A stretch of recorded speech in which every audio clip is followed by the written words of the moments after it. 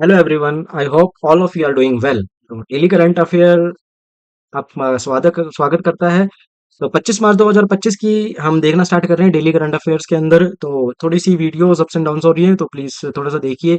एक साथ तीनों वीडियोस डाल रहा हूँ, तो इन तीनों वीडियोस को आप देखना स्टार्ट करिए। तो चलिए हम अपने काम पे बढ़ना स्टार्ट करते हैं। डेली करंट अफेयर्स 25 मार्च 2025 को। तो सबसे पहले हमारे पास क्या है? सबसे पहले हमारे पास है कि supreme court collegiums recommends transfer of justice Verma.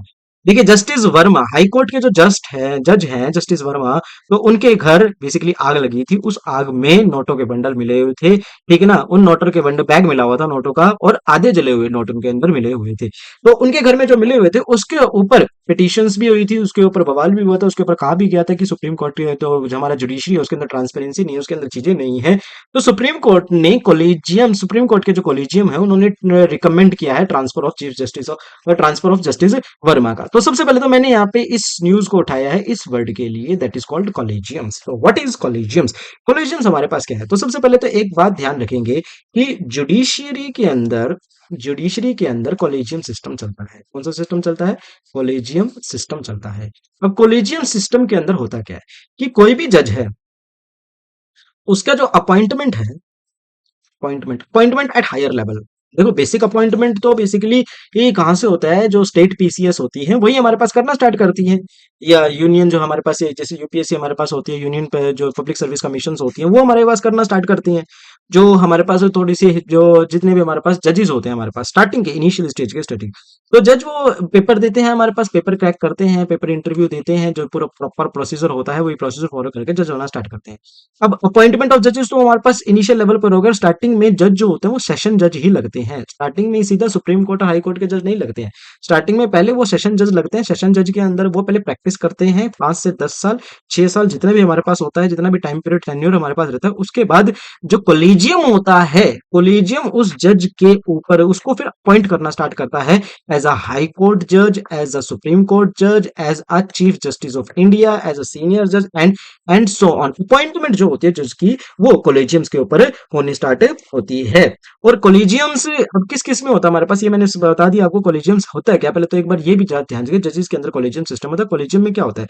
Suppose करो कोलेजियम हमारे पास सुप्रीम कोर्ट का होता है और कोलेजियम हमारे पास हाई कोर्ट का होता है। कोलेजियम्स में क्या होता है? Chief justice of India plus 4 senior जज होते हैं। 4 हमारे पास सीनियर जज होते हैं हमारे पास, ठीक है ना।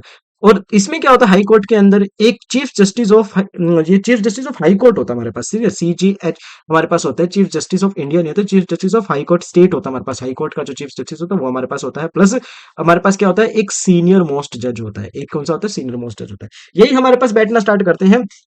और ये क्या करते हैं? ये जितने भी जज अपॉइंटेड होते हैं, उन जजों की जो मेहनत होती है, उनके जो डिसीजन मेकिंग होते हैं, उनकी जो कंसिस्टेंसीज होते हैं, उसके ऊपर उनका डिसीजन लेते हैं। किस चीज के लिए डिसीजन लेते हैं? वो डिसीजन लेते हैं कि क्या उनका अपॉइंटमेंट कहाँ पे होना चाहिए, उनका ट्रांसफर होना चाहिए, जितनी भी चीजें होती है वो उनका होना स्टार्ट होता है।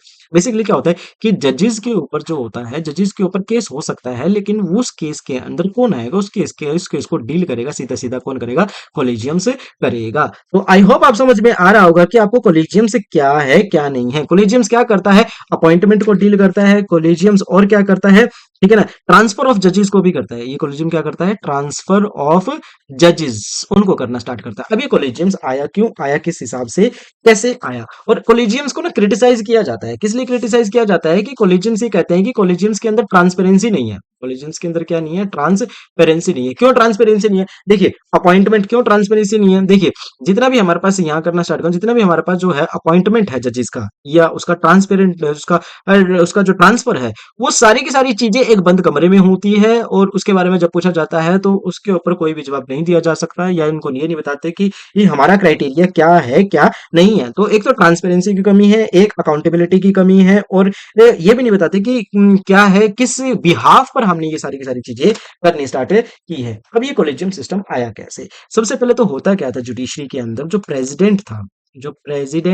प्रेसिडेंट ही अपॉइंट करता था जजेस को, ठीक है ना, कि हाई कोर्ट में कौन जाएगा, सुप्रीम कोर्ट में जो जाएगा, और वो प्रेसिडेंट करता था पार्लियामेंट के हिसाब से, ठीक है ना। और पार्लियामेंट मतलब एग्जीक्यूटिव, प्रेसिडेंट मतलब एग्जीक्यूटिव में आता है। हमारे पास तीन होते हैं, ठीक है ना।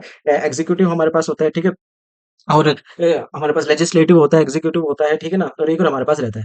तो चलिए हम ये देखते हैं एग्जीक्यूटिव में आता है हमारे पास कौन एग्जीक्यूटिव आता है प्रेसिडेंट यानी कि जो वर्किंग गवर्नमेंट होते हैं वो हमारे पास एग्जीक्यूटिव में आता है। जैसे हमारे पास वो एग्जीक्यूटिव होते हैं, वो क्या काम करते हैं?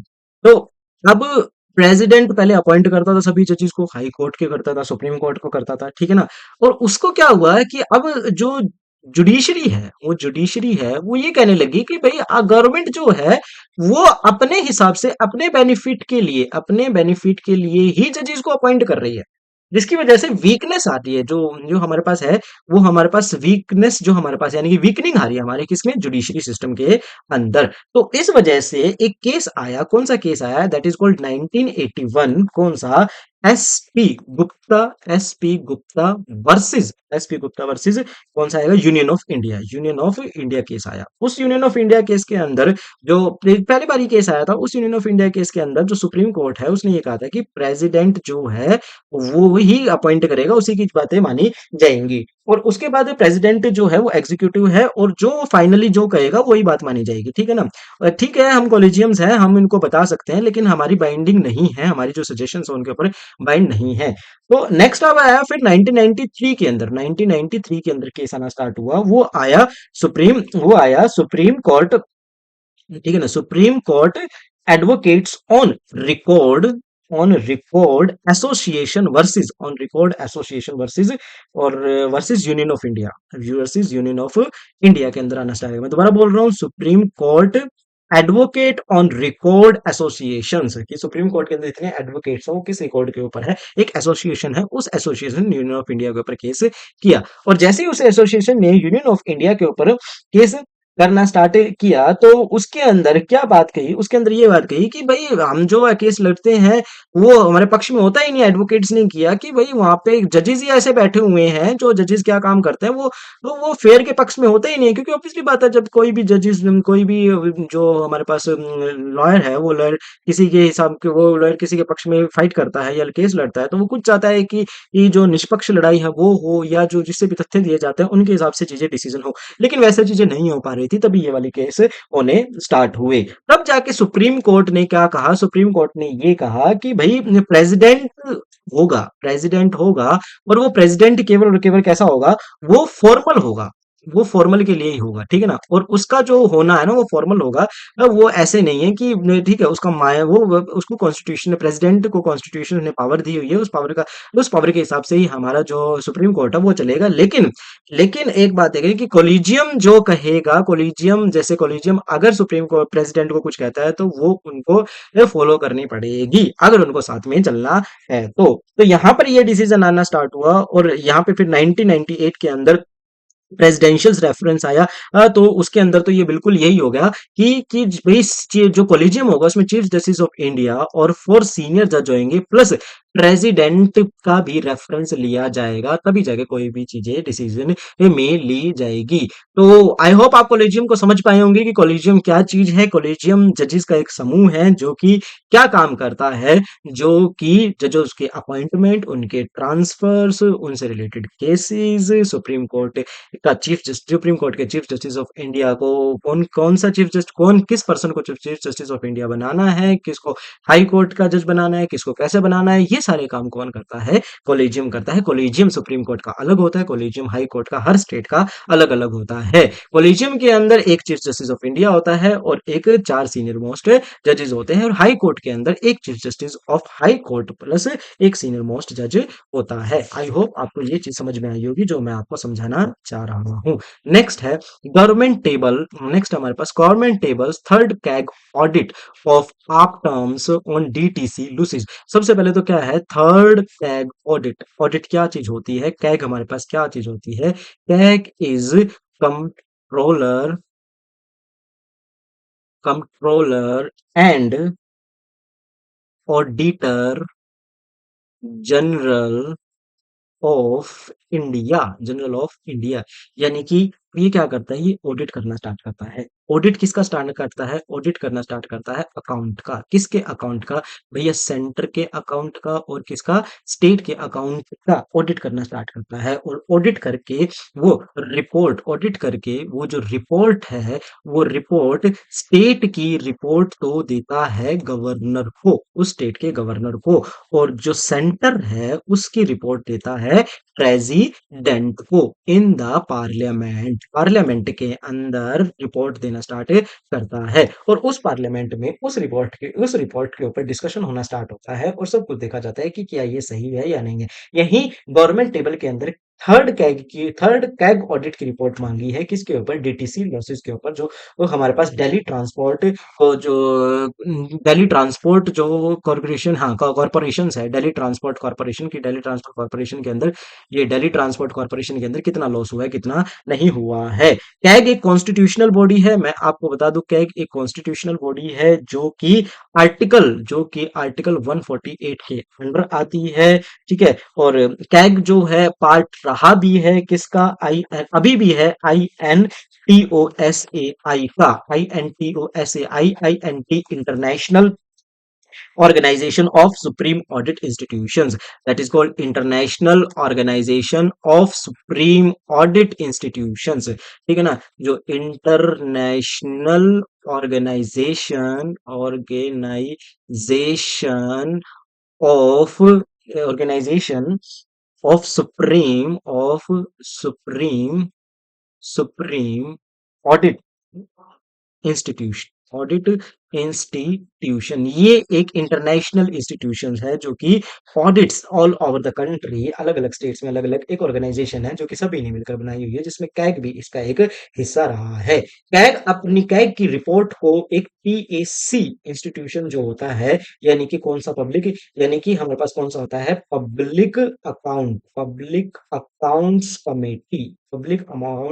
कमेटी जो होती है, वो कैग की रिपोर्ट को रिव्यू करती है। ये जो कैग की रिपोर्ट होती है उसको क्या करती है, रिव्यू करती है और उसको बताती है कि ये रिपोर्ट कितनी सही है, कितनी अच्छी है, कितना परसेंट इसको मिलना चाहिए, किस तरीके से यहाँ पे रहेगी। आई होप आपको समझ में आया होगा। जो गवर्नमेंट के जितने भी है, देखिए होता क्या है, जितना भी टैक्स होता है हमारे पास, जितना भी टैक्स होता है उसको कलेक्ट करती है गवर्नमेंट। कौन सी गवर्नमेंट, दोनों गवर्नमेंट करती है, स्टेट इधर एज सेंटर, दोनों गवर्नमेंट के पास टैक्स आता है। और जैसे ही दोनों गवर्नमेंट के पास टैक्स आना स्टार्ट होता है, उस टैक्स से, उस टैक्स के जो पैसे से होगी, गवर्नमेंट क्या करती है, उस टैक्स के पैसे को इन्वेस्ट करना स्टार्ट करती है। और उस इन्वेस्ट में ही कि कौन सी स्कीम लगाई, कौन सी चीज, जैसे यहाँ पे ना डीटीसी, दिल्ली ट्रांसपोर्ट कॉर्पोरेशन के अंदर कितना पैसा लगा, कितनी बसेस आई, कितनी चीजें आई, कैसे आई, उसका एक हिसाब किताब, एक ब्यौरा हर एक स्टेट को रखना पड़ता है। और उसी को ही कौन जांचता है, कौन देखता है, वो देखता है कैग। उसको कौन ऑडिट करता है, कैग।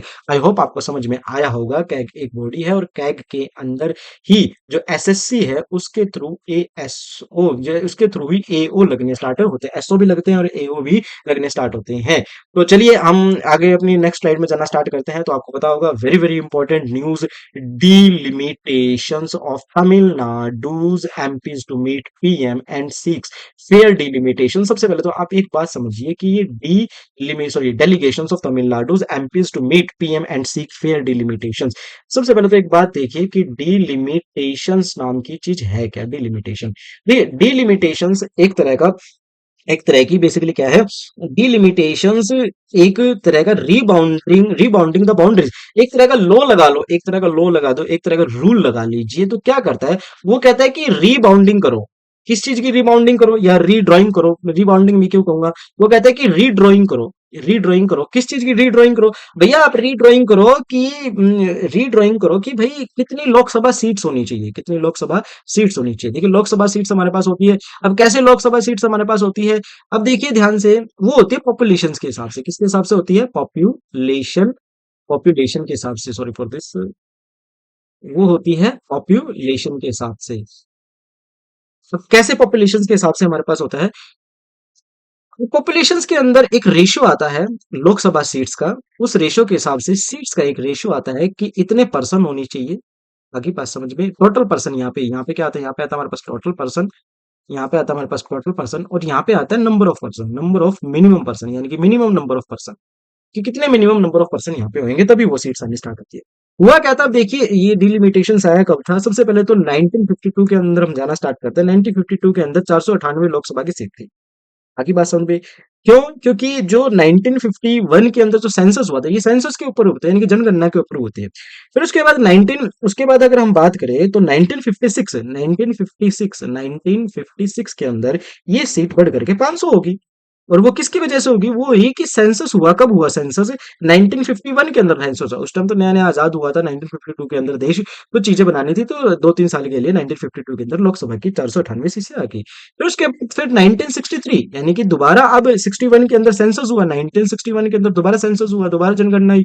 उसके अंदर जो सीट थी वो 520 से लेकर 545 कर दी गई कि इसके बीच में ही सीट रहेगी। और उसी टाइम यानी कि यहाँ पर आ गई, और फिर 1976 का टाइम आया, यहाँ पे लिखता हूं मैं, 1976 का टाइम आया। 1976 के अंदर एक बेसिकली डीलिमिटेशंस जो था वो एक अमेंडमेंट कर दिया गया। और क्या अमेंडमेंट कर दिया गया कि भाई मैं दो ये अमेंडमेंट कर दिया गया कि 2020 तक जो लोकसभा की सीट्स है वो फ्रीज कर रहा हूं। और वो फ्रीज कितनी कर रहा हूँ? वो फ्रीज करता हूँ 545, वो फ्रीज करता हूँ 545, जिसमें दो जो सीट है वो एंग्लो इंडियन की है। वो दो जो सीट है वो किसकी है? एंग्लो इंडियंस की है। और ये जो हुआ था वो 104 कॉन्स्टिट्यूशनल अमेंडमेंट के तहत होना स्टार्ट हुआ था। 2020 तक कोई भी डिलिमिटेशंस नहीं होगा, ये फ्रीज कर दिया गया था, ये फिक्स कर दिया था। लेकिन अब 2001 के अंदर दोबारा सेंसस हुआ, तो उसके अंदर दो दोबारा सेंसस हुआ, तो उसके अंदर एक और पास कर दिया कि अब 2000 कोई भी बदलाव नहीं हुआ पॉपुलेशन के अंदर। 2000 मतलब 2000 कहाँ से, 1976 से लेकर 2001 के अंदर कोई बदलाव नहीं हुआ। तो ये कह दिया गया कि अब 2020 से बढ़ा करके कितना कर दिया उन्होंने? 2030 कर दिया गया है। क्या? किस चीज में 30 कर दिया है? कि कोई भी डीलिमिटेशन नहीं होगा, यानी कि डीलिमिटेशन का मतलब क्या? लोकसभा की सीटें नहीं बढ़ेंगी, पॉपुलेशन कैसी भी चीज हो कि कोई भी लोकसभा की सीटें नहीं बढ़ेंगी। अब 2020 में, अब 2020 के अंदर ही 2020 के अंदर ही 104th अमेंडमेंट हमारे पास आना स्टार्ट हुआ। ठीक है ना? देखो यहाँ पे 104th अमेंडमेंट नहीं था, यहाँ पे तो इनको फिक्स कर दिया गया था। 1976 के अंदर फ्रीज कर दिया गया कि वहां पे कह दिया गया कि फ्रीज हो गया, नो डिलिमिटेशंस होगा। लेकिन अभी जो 2020 के अंदर 1/4 यानी कि 104th अमेंडमेंट हुआ है, 104th अमेंडमेंट हुआ है, उस अमेंडमेंट के अकॉर्डिंग क्या चीज बता दी गई है? उस अमेंडमेंट के अकॉर्डिंग एक चीज बता दी गई है कि अब तो जो एंग्लो एंग्लो जो सीट्स थी वो एंग्लो सीट्स तो खत्म कर दी गई, और कितनी सीट बच गई? 543 सीट्स बच गई। कहता अब ये ही सीट फ्रीज रहेंगी। कब तक फ्रीज रहेंगी? ये सीट्स फ्रीज रहेंगी 2031 तक। और जो तमिलनाडु की अभी 2026 के अंदर तमिलनाडु की जो सेंसस हुआ है, उस सेंसस के अंदर जो हमारे पास स्टेनली है, यानी कि जो एम स्टेनली है, तमिलनाडु के जो हमारे पास चीफ मिनिस्टर है, वो ये कह रहे हैं कि अब सेंसस के हिसाब से डिलिमिटेशंस कर दो और लोकसभा सीट हमारी बढ़ा दो। देखिए लोकसभा सीट बढ़ती है ना, फायदा होता है। जैसे यूपी की सबसे ज्यादा लोकसभा सीट्स हमारे पास होती है, तो फायदा होता है कि वहां से उतनी ज्यादा सीट्स आती है, और पॉलिटिकली उन चीजों का फायदा होता है। इसीलिए पॉलिटिशियंस क्या करते हैं? उस चीज का बेनिफिट्स उठाना स्टार्ट करते हैं। तो एक और बात है, तो आई होप यहाँ पे ये बातें आपको समझ में आई होगी। ठीक है ना?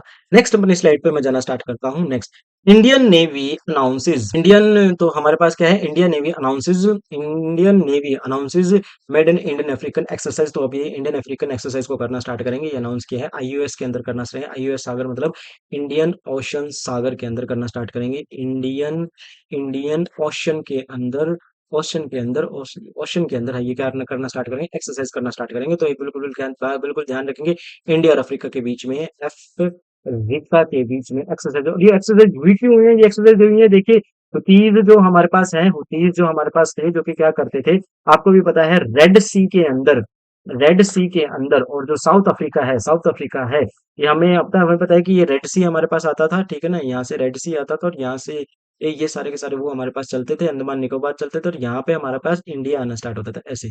ये हमारे पास इंडिया आना स्टार्ट करता था। तो यहाँ से जो भी चीज़ थी ना हमारे पास, जैसे जो भी रेड सी से जो भी आते हैं, यहाँ पे हुतीज़ होते थे।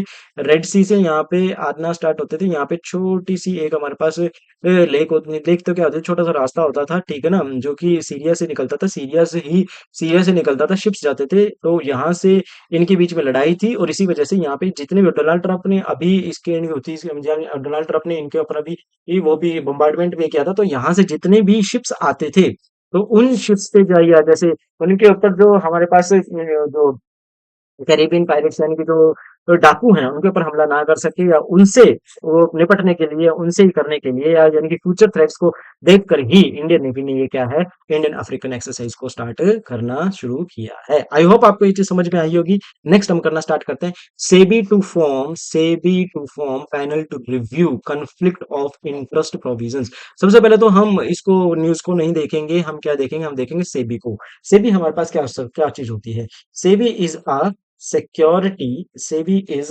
Security and Exchange Board of Exchange